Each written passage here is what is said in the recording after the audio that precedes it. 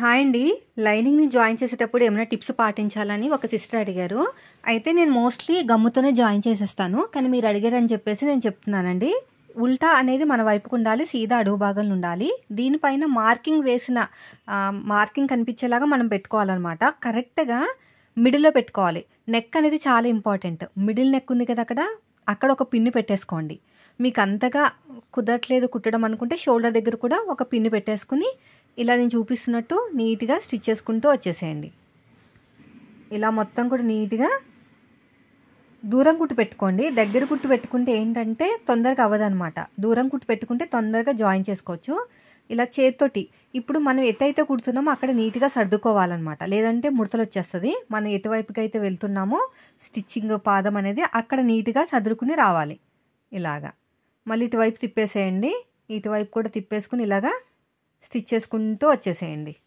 ఇలా స్ట్రెయిట్‌గా స్టిచ్ చేసుకుంటూ వచ్చేసేయాలి. వీడియో నచ్చితే లైక్ చేయండి. మీరు మన ఛానల్ ఫస్ట్ టైం చూస్తే మాత్రం సబ్స్క్రైబ్ చేయండి. ఇలా మొత్తం కూడా నీట్‌గా స్టిచ్ చేసుకుంటూ వచ్చేసేయండి. ఇలాగా మళ్ళీ ఇటువైపు తిప్పేసుకోండి. ఇటువైపుకి తిప్పేసుకుని ఇక్కడ కూడా అంతే. ఇలా మొత్తం కూడా మళ్ళీ ఇటువైపు తిప్పేసుకుని ఇలాగా ఇటు సైడ్ కూడా అంతే.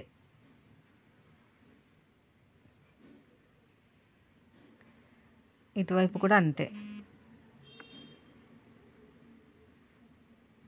చూడండి నెక్ దగ్గరికి వచ్చేసరికి కరెక్ట్గా ఉంటుంది. ఇలా మొత్తం కూడా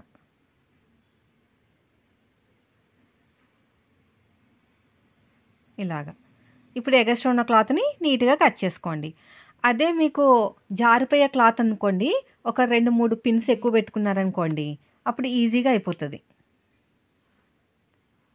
ఇక నీట్‌గా కట్ చేసుకుంటూ వచ్చేసేయాలి. ఇలాగా ఇక్కడ కూడా అంతే. ఇలా మొత్తం కూడా అంతే. ఎగస్ట్రా ఉన్న క్లాత్ని కట్ చేసేయండి. ఇటు సైడ్ కూడా అంతే. ఇలా మొత్తం కూడా ఎగస్ట్రా ఉన్న క్లాత్ నీట్‌గా కట్ చేసేయాలి. చూడండి ఎలాగైతే కట్ చేస్తున్నానో అలాగా. ఇటు సైడ్ కూడా అంతేనండి. ఇలా నీట్‌గా కట్ చేసుకుంటూ వచ్చేసేయండి. ఇలా స్ట్రెయిట్‌గా. ఇటు సైడ్ కూడా అంతే. చంక దగ్గర కూడా అంతే.